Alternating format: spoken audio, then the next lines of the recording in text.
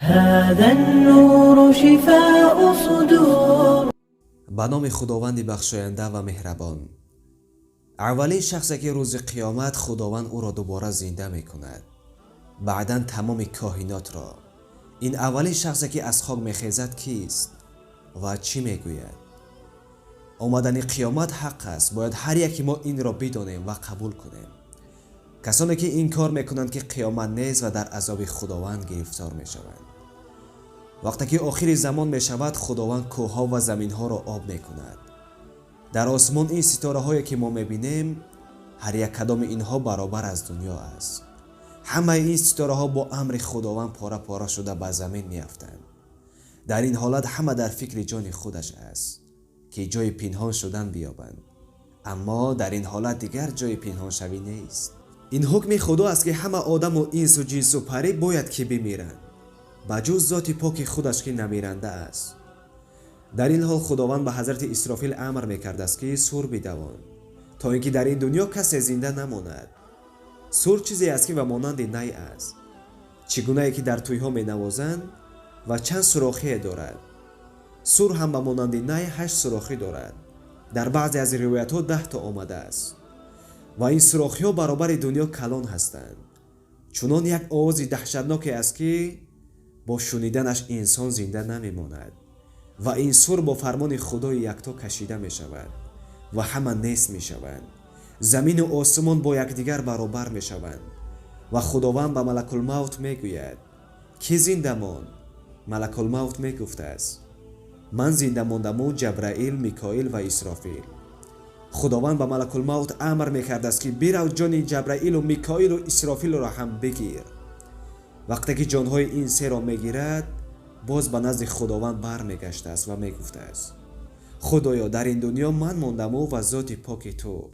خداوند امر میکرده است که ای ملک الموت، کسی باید زنده نماند، جان خودت را هم بگیر. و این حضرت به یک جای تنهایی میرود، جان خودش را گرفتند، چنان یک آواز میبرارد که اگر در دنیا کسی زنده میبود، از شنیدن آواز ملک الموت دلش میکفید. خلاص همه میمیرند بجز ذات پاک خداوند.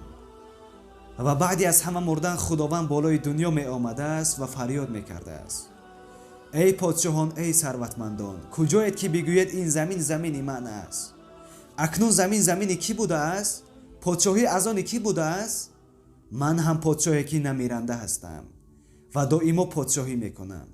پادشاهی من به آخر نمیرسد. خلاص این سخنها را خداوند خود میگفته است و باز خودش جواب میداده است. بعدا خداوند باز حضرت اسرافیل را دوباره زنده میکرد است که باز سور را بکشد و همه دوباره از خاک برخیزند و در محشرگاه قیامت اشتراک کنند. پیش از آن که سور را باید بکشند، خداوند امر میکرد است که از جنت لباسهای شاهی را گیرید و به بالای قبر عزیز من محمد مصطفی صلی الله علیه و سلم بروید. و اولین شخصی که باید از قبر بخیزد این محمد صلی الله علیه و سلم است.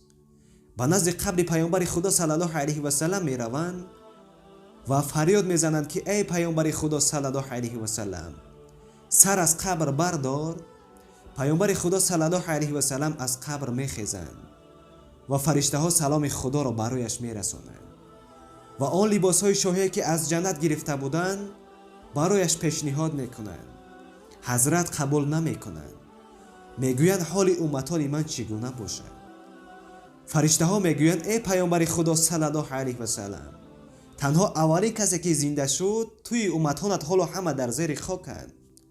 پیامبر خدا صلی الله علیه و سلم میگویند اگر خداوند روی خط امتانم را به من ندهد، من این لباس را نمیپوشم. فرشته ها میگویند ای پیامبر خدا صلی الله علیه و سلم، نزد عرش پروردگار برو و این درخواست را از پروردگارت بکن. حضرت نه پدرش در خاطرش می آید و نه مادرش. به یاد امتان سرگردان است که امتانش را از آتش جهنم نجات دهد. دوان دوان به نزد عرش پروردگار می رود و سر به سجده می نهد و نمیگوید که سبحان ربی الاعلی.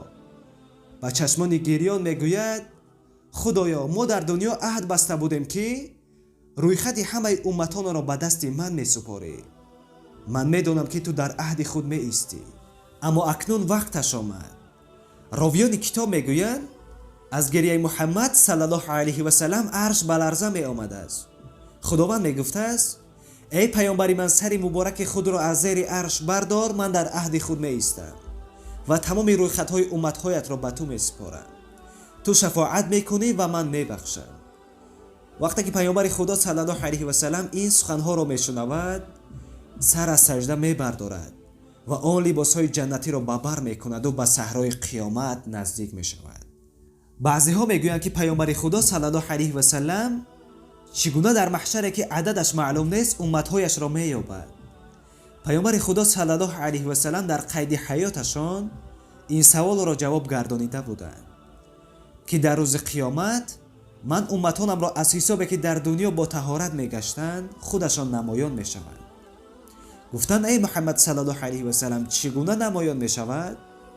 پیامبر خدا صلی الله علیه و سلم گفتند شما در حالت طهارت کردنتان هر جایهای عضوهایتان را می شوید، همان جایهای شسته شما در روز قیامت نورانی می شوند و من به آسانی همه امتهای خودم را می یابم.